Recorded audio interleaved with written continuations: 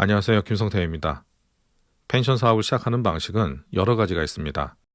신축을 하는 방법이 있고 임대를 할 수도 있고 잘 운영되던 펜션을 매수해서 운영하는 방식도 있습니다.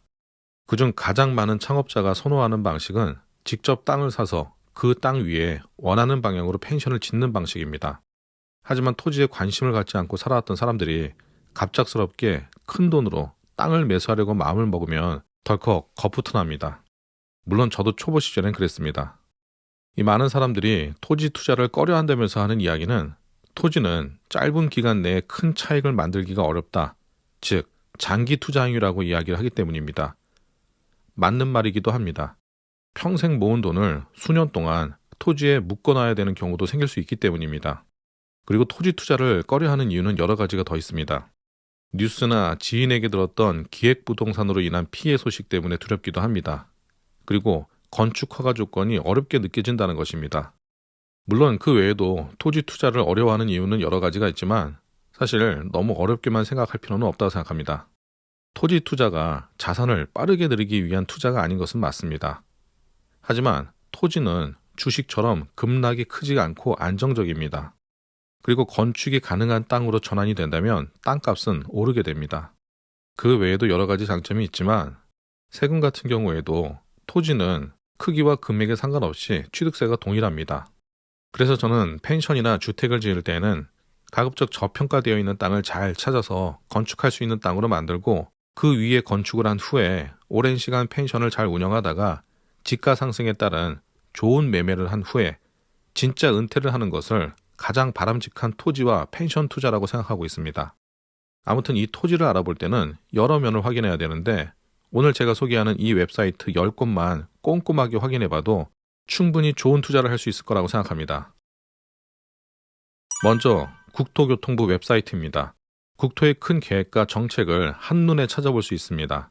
토지 투자를 하는데 호재가 있는 동네에 투자하는 것은 누구나 잘 아는 상식일 겁니다.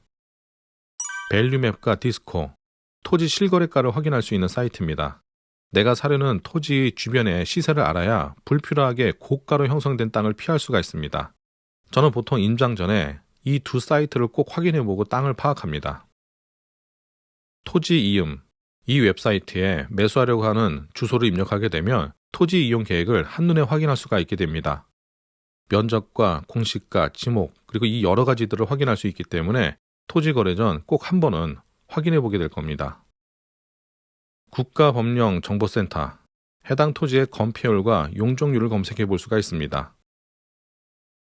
정부24, 정부24 사이트에서 건축물 대장을 열람해 볼 수가 있습니다. 건축물 대장에는 건물의 위치나 면적, 구조, 용도 등이 소개되어 있고 가장 중요한 소유자 정보, 즉 소유자의 이름, 주소, 소유권 등 소유자 현황을 확인해 볼 수가 있습니다. 임업정보 다드림, 이름에서 알 수 있듯이 산림정보 사이트입니다. 임야 정보를 자세하게 알려주는 매우 좋은 사이트입니다.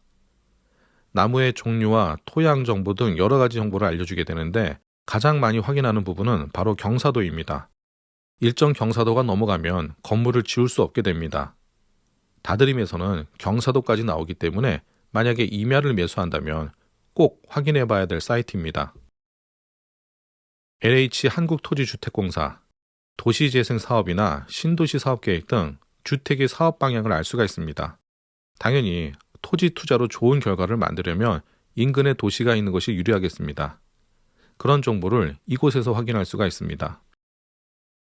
부동산 통계정보 시스템, 통계를 알면 투자가 좀 더 조심스러울 수가 있을 겁니다.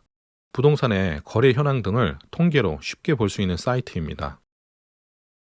지적측량 바로처리센터, 한국토지정보공사 안의 서비스입니다.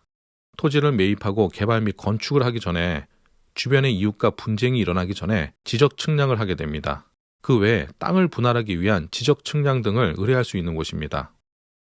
토지를 구입하기 전에 앞서 소개한 정보들을 모두 확인하고 그 다음 중개인을 만나는 게 좋습니다. 그리고 만약 부동산 중개소를 찾아가게 된다면 해당 부동산에서 잘 알고 있는 토목사무실을 소개받아서 해당 땅에 대한 건축 개발 여부를 다시 한번 체크하고 상담받는 걸 추천합니다. 그리고 무엇보다 가장 중요한 것은 임장입니다. 차후 임장을 통해서 어떤 것들을 봐야 되는지에 대해서도 이 채널을 통해서 소개해 보도록 하겠습니다. 오늘은 제가 간단하게 이 웹사이트 10곳을 소개해 드렸습니다. 우리가 막연하게 토지 투자를 참 어렵게 생각을 하고 있는데 앞서 소개한 이 10가지 정보만 꼼꼼하게 확인을 해도 토지 투자 실패율을 크게 낮출 수가 있습니다. 저 역시도 리스크가 적은 안정적인 투자 방식을 선호하는 편입니다. 어찌됐거나 제 영상을 확인하시는 분들은 이 토지에 대해서 관심이 굉장히 많으실 거라고 생각합니다. 펜션 사업의 시작, 이 토지를 확인하는 방법부터 차근차근 배워보시길 바랍니다. 오늘 이야기 여기서 마치겠습니다. 감사합니다.